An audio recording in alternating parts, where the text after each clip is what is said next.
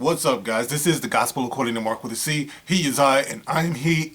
Just taking some time to tell you exactly what's on my mind. Guys, bear with me. I woke up with a sore throat today. My throat is all scratchy and whatnot, so I'm not going to be able to get as live as I'd like to on this one. But I figured I would take some time to talk about our favorite round-headed behemoth, Rian Johnson, who is, back in the news again. This dude just cannot stop running his fucking mouth. And, of course, every time he does that, those of us who are in the fandom menace, you have to rebut, because this kind of thing just cannot go unchallenged. The lie just keeps on being told, and you just can't let a lie stand like that, man, especially when it comes to Star Wars and the future of Star Wars and the healthy growth of Star Wars. This time in history is very critical, for everybody out there who's like, how come you guys can't be more positive? Look, man, this is actually a battle right here, okay? Once the battle is won, then we'll be on more positive ground. But right now, what you fail to understand is that our beloved Star Wars is under attack by outsiders who have no business having had access to this in the first place, all right? So when the battle is done, then we can talk about positivity, negativity, and all that. But for now, if you don't have the stomach to deal with this, I suggest you just float on out of here, okay? So anyway, this particular article is in comicbook.com, all right? And here it is. Let me see. It says here, Rian Johnson has a not safe for work response to Star Wars The Last Jedi diversity haters. And this is by J.K. Schmidt. And it goes on to say, there are a lot of questions about the future of Star Wars, the Star Wars franchise, after nearly every movie released has received mixed feedback from fans ever since Disney purchased Lucasfilm. And to be fair, nearly every Star Wars movie ever released has proven to be divisive on some level. Well, that's because human beings have opinions, all right? Now, that doesn't necessarily mean that it is divisive, like on the same level as what we have going on here, and I will tell you the difference in a minute. But as long as you have human beings, you're always going to have differences of opinion. So I don't care if the movie is a freaking Barney movie. I don't care if it's the Emoji movie. There's always going to be some form of divisiveness that's going on as long as people have opinions, all right? So you can't use that that argument with this one. All right, so it goes on to say, and to be fair, nearly every Star Wars movie ever released has proven to be divisive on some level, from the shocking twist in The Empire Strikes Back to the politically focused prequel trilogy, and lately, the reaction to Star Wars The Last Jedi. And while fans who don't like that movie for their own personal reasons, others have railed against the movie. It does say railed against the diversity presented in the movie, raging against the film featuring too many women, or that people of color have prominent roles. Once again, you've been making that claim, all right, in the media for the last few years now, and I have yet to see any type of receipts, any type of proof. Your case is so fucking flimsy. It's like the only thing that you have are the opinions of fans regarding the plot in the movie and the character development in the movie. That's all I can find. If you have anything else, and I'm talking about objective fans as well, who might happen across this video, it's like if you have anything substantial that shows that there is an alarming amount of fans out there who railed against diversity in this new trilogy, I sure would like to see it. I really would. I'm so interested. It's like in my life, I've always been less concerned with being right than I am with knowing the truth. All right? So if you can present to me the truth, the proof that you have fans out there who have been hating this series, this so-called sequel trilogy, based solely on diversity, please, I'm begging you, show it to us, because we can show you here in the Fandom Menace, we can show you how we've been harassed for the last few years. There are certain prominent YouTubers out there, all they do is get harassed and threatened, might I add. I've had a few of those myself, and I can show them to you, so it's like, why have these people yet to show us these so-called fans, toxic fans out there who are just so dead set against diversity in the movies? I would just love to see it. All right, going on. Let's see. And director Rian Johnson has some strong words for the people who lashed out at the diversity of Star Wars The Last Jedi. While speaking at a live event for Wired alongside actor Chris Evans for their movie Knives Out, Johnson spoke about the people who whine about SJWs in Star Wars The Last Jedi. And Roundheaded goes on to say, if someone's responding to diversity negatively, Fuck him, Johnson said, prompting Evans to nod affirmatively. Yeah, and point. If anyone didn't like the movie, I'm not saying that's why they didn't like it. It wasn't surprising at all to me. I grew up a Star Wars fan. Bullshit you did. And I was in my 20s when the prequels came out, and this whole idea that it's all been sunshine and roses and suddenly everybody's yelling at each other is baffling to me.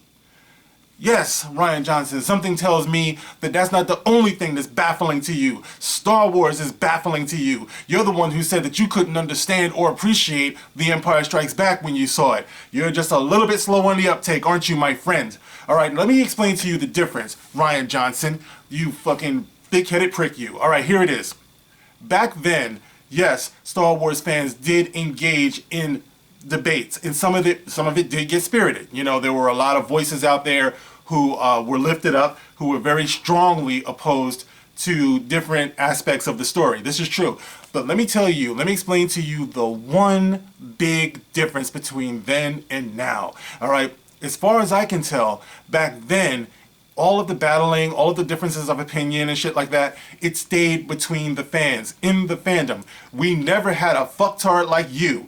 Like, you never saw George Lucas going to an interview, or Mark Hamill, or Carrie Fisher, or Harrison Ford, or Anthony Daniels, or Peter Mayhew, or Kenny Baker, or Billy D. Williams, or David Prowse, or James Earl Jones, or any of them. You know, you never saw any of them go into an interview and say, fuck the fans. You never saw that, all right? These days, what we have you, we have Freddie Prinze Jr., we have Pablo Hidalgo. You know, we have all of these people, you know, who just can't seem to stay their asses off social media attacking the fans. You must understand, I was just helping my son with homework the other day.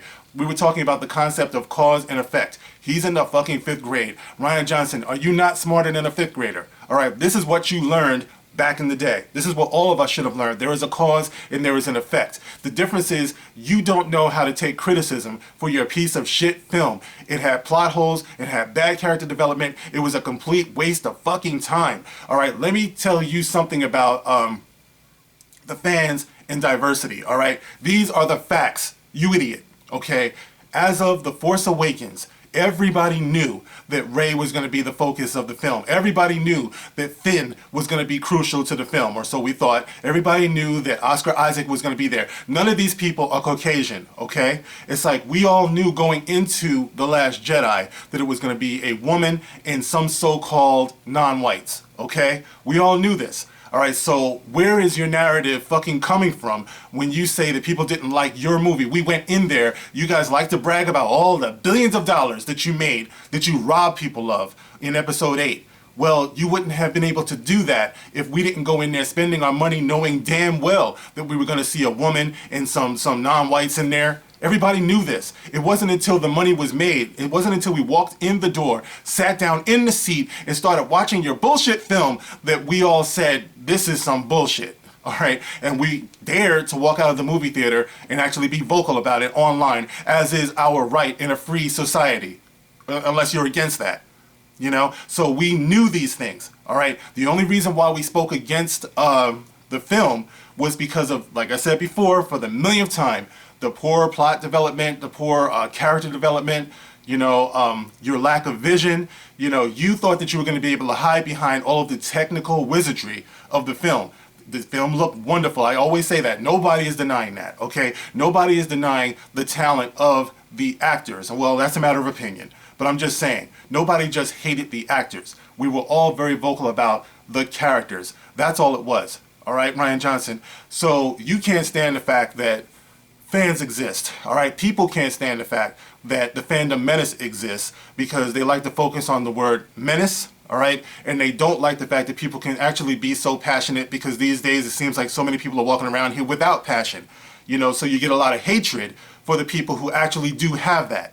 And that's what all of the pushback is about. Well, as long as human beings exist, all right, there are going to be opinions. There's going to be passion. We're not going anywhere. You can say, fuck them all you want. Well, fuck you, Rian Johnson, for the millionth time. Fuck you. All right? If you're trying to sell anything to the audience, you know, in all of your future projects, you need to learn some goddamn respect, all right? Because all of this stuff you're doing right here, not only is it going to reflect poorly on you, but it's going to reflect poorly on Chris Evans, who is sitting there like, nodding his head, you know, and everybody else who doesn't check you over at Lucasfilm and at Disney. This movie could make money. I probably will. It's likely. It's a Star Wars film, and one of the things that I've seen, you know, and heard talking to average, everyday people is that they just want to walk into a movie theater and just check out for a while. You know what I mean? It's like a lot of people don't have the convictions of people who you might find in the fandom or the fandom menace. You know, they're going to walk into a Star Wars movie the same way they would walk into an Emoji movie. You know, the same way they would walk into a Frozen movie. It's like anything. It's like these days, the movies is just something to do on a lazy afternoon. You want to take your kids in there. You give zero fucks about any of the behind the scenes drama. So on that level, Star Wars still has a name, but make no mistake about it. It will underperform. All right. Just because of people like me, you know, people who share this experience with their children, who expose their children to this. All right. You alienate us, you alienate them. All right. I think the cold is getting to me.